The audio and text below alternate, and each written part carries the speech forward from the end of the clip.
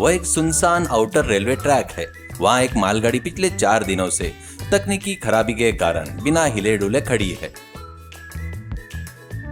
तभी अंधेरा होने लगता है। आसपास कोई इंसान नहीं है। उस इंजन के पीछे बड़े बड़े डीजल के टैंकर है।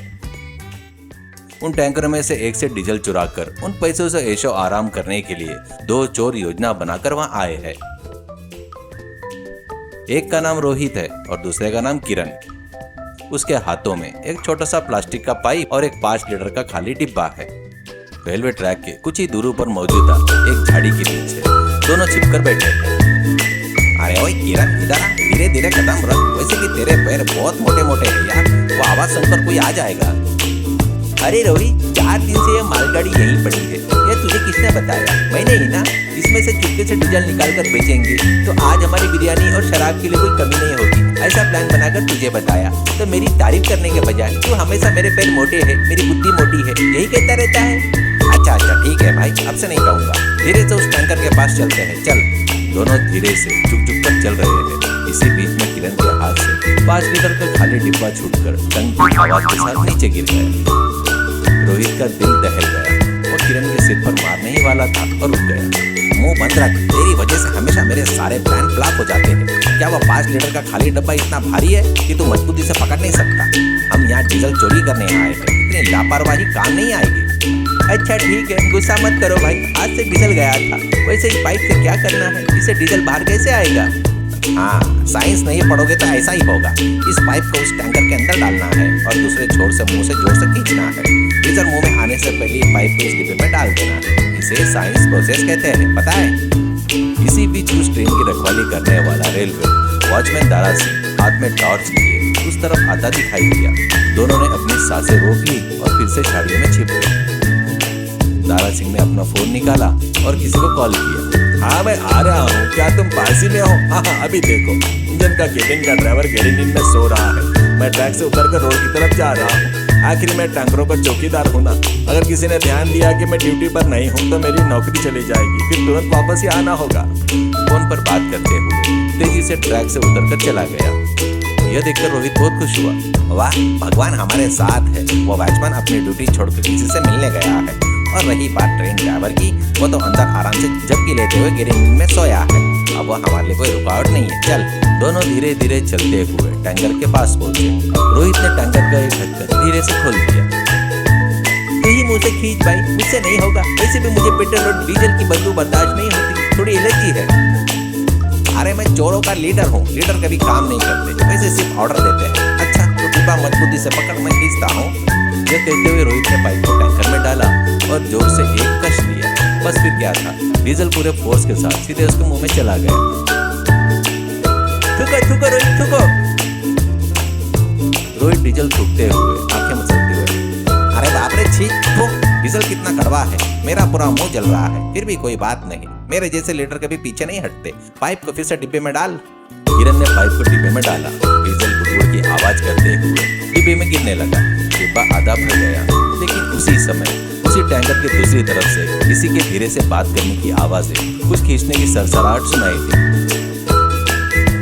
रोहित हैरान हो गया। अरे किरण, ऐसा लग रहा है कि उस तरफ कोई है यार, इतनी तेज आवाज आ रही है। हम यहाँ 5 लीटर डीजल की इतनी मेहनत कर रहे हैं और उस तरफ क्या चल रहा है, जरा धीरे से झांक कर तो देख। दोनों ने सिर झुकाकर टैंकर के पहियों के बीच के गैप से दूसरी तरफ चुपके से देखा। वहाँ का नजारा देखकर उनके तो होश ही उड़ गए।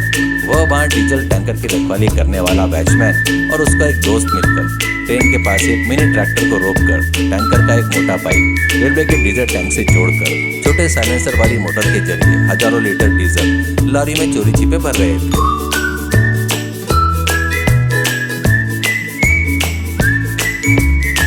अरे रोहित, हम 5 लीटर का डिब्बा लाए हैं और ये लोग तो सीधे लॉरी का टैंकर लेके आ गए। ये तो हमसे भी बड़े चोर निकले। ठीक उसी समय इंजन में गहरी नींद से सो रहे ट्रेन ड्राइवर सतीश मिश्रा की अचानक आंख खुल गई। कुछ गड़बड़ महसूस होने पर वह हाथ में टॉर्च लेकर इंजन से उतरकर इस तरफ आया। उसकी टॉर्च की रोशनी सीधा रोहित और किरण पर पड़ी। वो दोनों आधे भरे हुए 5 लीटर के डब्बे और पाइप को पकड़े हुए रंगे हाथ पकड़े गए। कौन है वहाँ? चोर के बच्चे, मेरी ट्रेन से डीजल चुराते हो? इतनी हिम्मत तुम्हारी? अभी पुलिस को फोन करता हूँ। रोहित और किरण डर से कांपने लगे, लेकिन किरण को तुरंत एक उपाय सूझा और बिना घबराए इंजन ड्राइवर की तरफ देखकर हंसा और अपनी तर्जन उंगली मुंह पर रखकर शांत रहने का इशारा किया।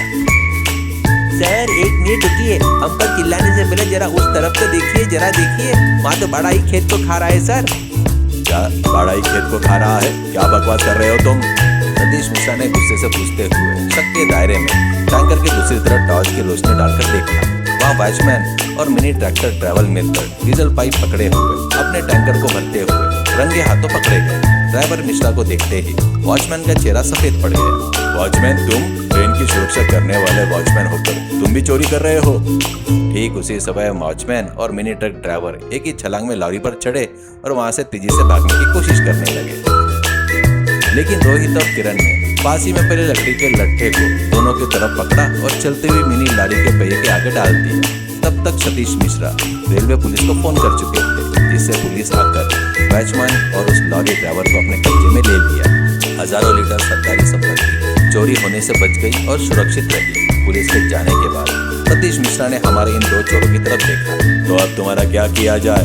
तो रोहित घुटनों पे बैठकर गिड़गिड़ाते हुए, सर हम अपनी ऐशो आराम के लिए एक छोटी सी गलती करने वाले थे, लेकिन आज इस बड़ी चोरी को देखकर हमारी आंखें खुल गई। हमारे डब्बे का डीजल भी हम इसी में वापस डाल देंगे। प्लीज सर हमें पुलिस के हवाले मत कीजिए। देखो तुम्हारी वजह से आज बहुत बड़ी डकैती रुक गई। तुम गलती करने जा रहे थे, लेकिन अनजाने में ही सही तुमने दूसरों की चोरी पकड़वा कर रेलवे की संपत्ति बचाई है, इसलिए मैं तुम्हें छोड़ रहा हूँ। लेकिन याद रखना, चोरी चाहे छोटी हो या बड़ी, वो गलती होती है। मेहनत करके ईमानदारी से जीने में सम्मान मिलता है, वो चोरी में नहीं होता है। सच है सर, अब से हम कभी ऐसा नहीं करेंगे। कल से ही कोई काम धंधा करके अपने जीवन बसर करेंगे सर। ड्राइवर मिश्रा ने उन्हें कुछ पैसे की मदद की, सही रास्ते पर चलने की सलाह दी और वहां से विदा ले ली।